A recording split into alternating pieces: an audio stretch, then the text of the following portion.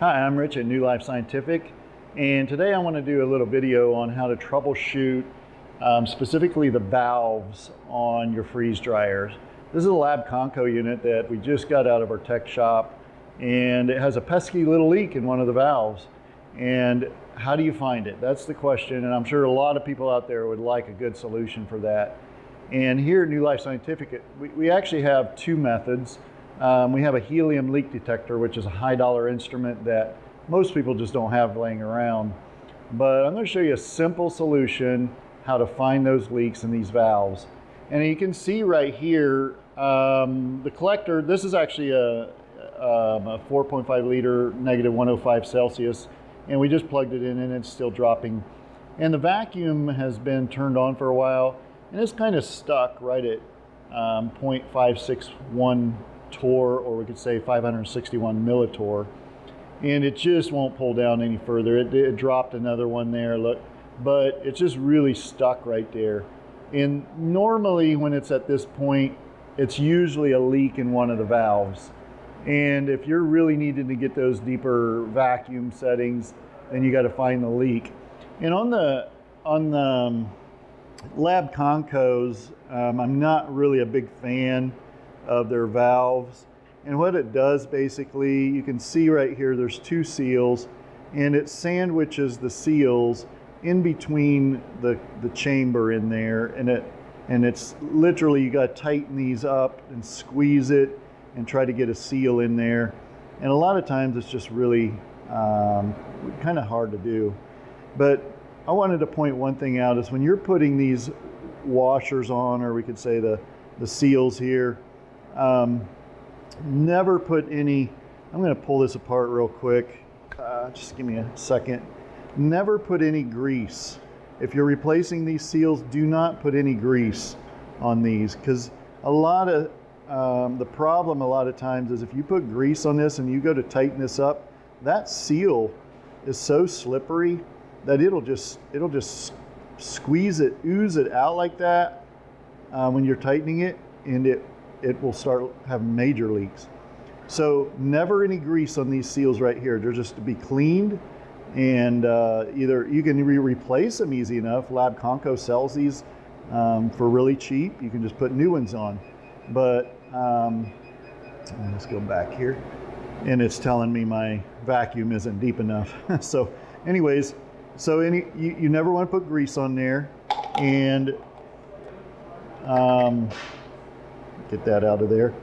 So you got two of them. You put it on the inside of your chamber in here, and you would follow the contour of the inside of the chamber, and you can see the contour there. So you'd put it in there, and then on the outside you would put another one on, and these are dry, there's no grease on them. And then you're going to put the contour on the outside the same way, you can see, and it's got that nice curve there. And then you're just going to take the nut right here, and you're going to tighten that nut up and try to get that sealed as good as possible. And you're going to crank that down and really try to get that to seal. And if you have any kind of vacuum grease on there, it's just going to ooze out and push that seal out. So then after you get that part sealed, then you also have the second part of the valve where this section right here has to seal on the inside of this. So once that's in, you can just simply push that in and push it in like that. And this one is really nice and stiff. And that's a good indicator when it's really hard to turn like that. That's a good indicator it's going to seal pretty good.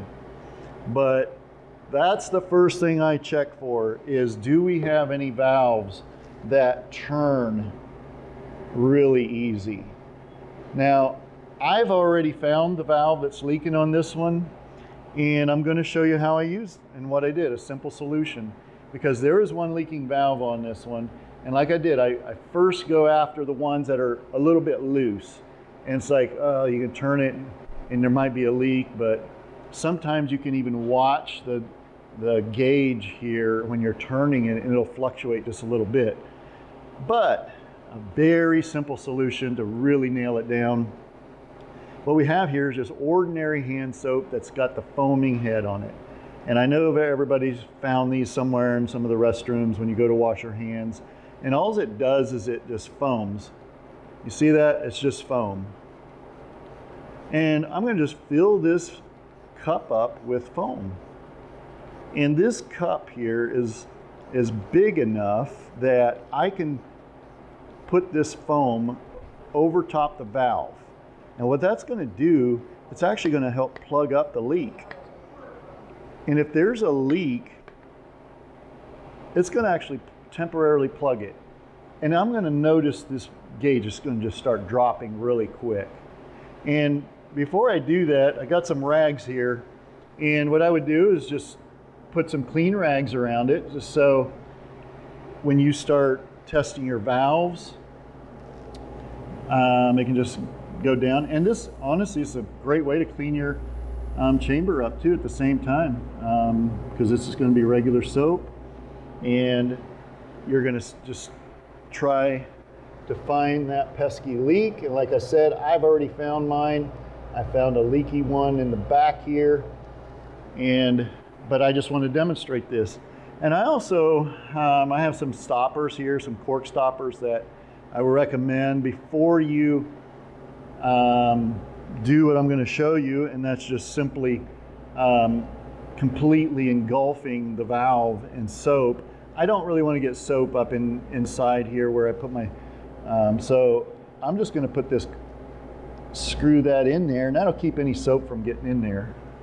So this is an older valve. You can see it's a little yellow. I have a lot of newer valves on this one too, but for the demonstration I wanted to just show you that.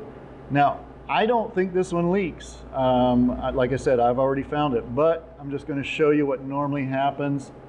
And so what you do is you just put that cup right over top like that and squeeze it so that the foam is completely engulfed. I'm going to get a little more foam. I didn't get quite enough in there.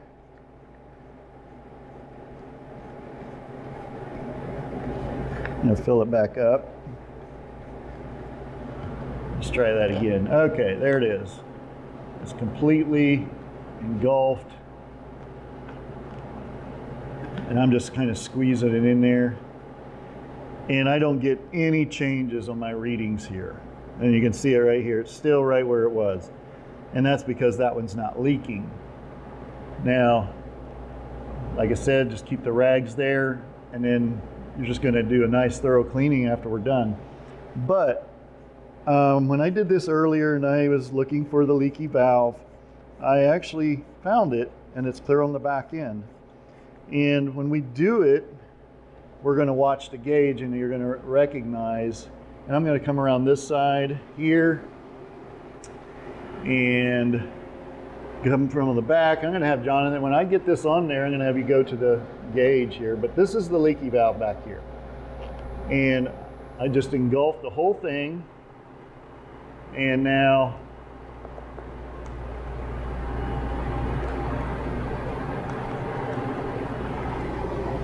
you should see the reading really start to drop down. Yep. Because that's my trouble valve right there.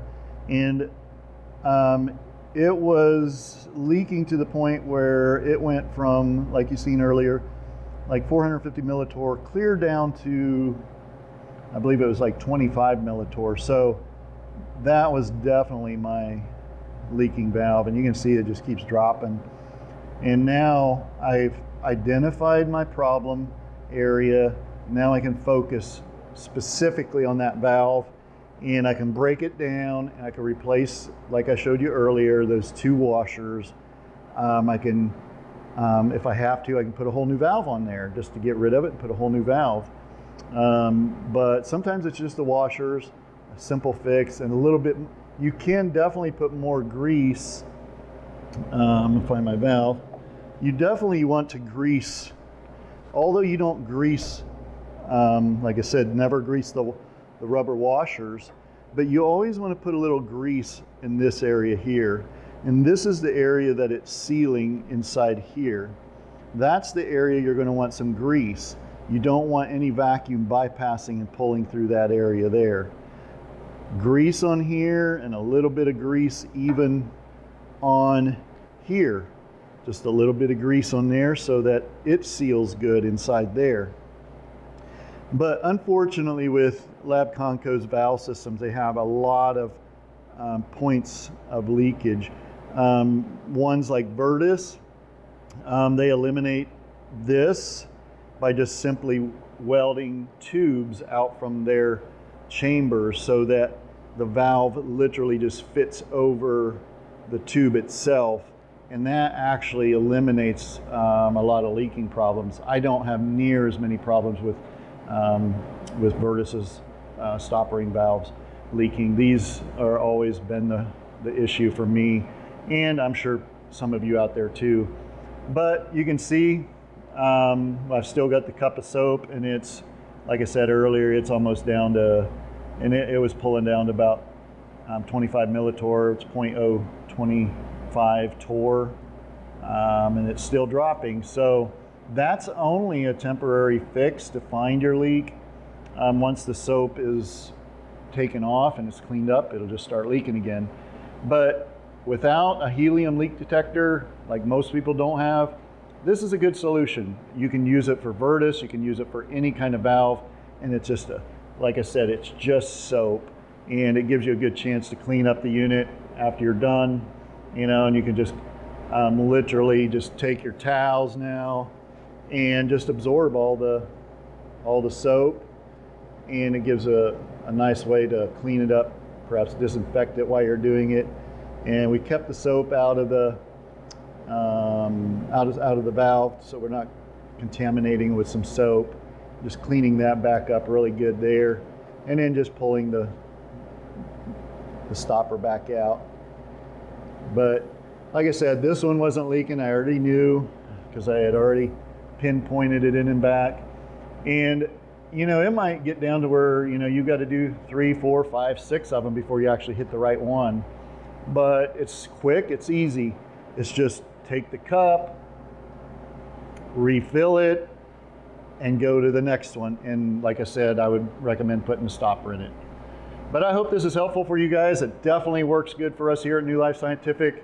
For us to get the helium leak detector out and fire it up, I still think this is actually a little quicker and more accurate, because helium tends to float a lot, and while we're testing a valve, we have to usually do a blowdown and then restart. So by far, I always go to this route just to quickly nail them down. But like I said, give it a try. It's super cheap. Just go to Dollar General and a cup that fits over the valve, and you're good to go. If you got any questions about this, give us a call here at New Life Scientific. Thank you for watching.